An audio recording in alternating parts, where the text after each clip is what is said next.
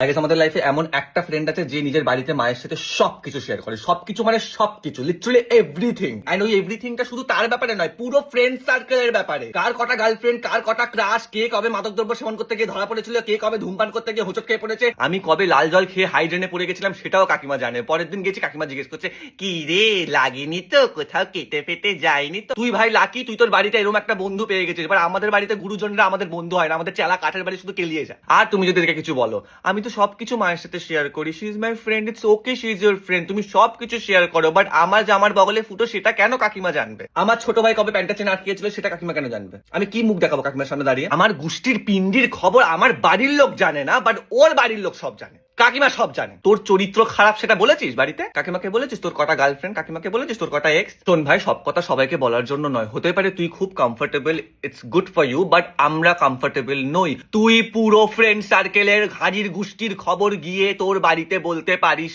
না, আমাদের জন্য খুব অকওয়ার্ড হয়ে যায় নেক্সট টাইম আমরা যখন তোর বাড়িতে যাই। So please stop sharing our information.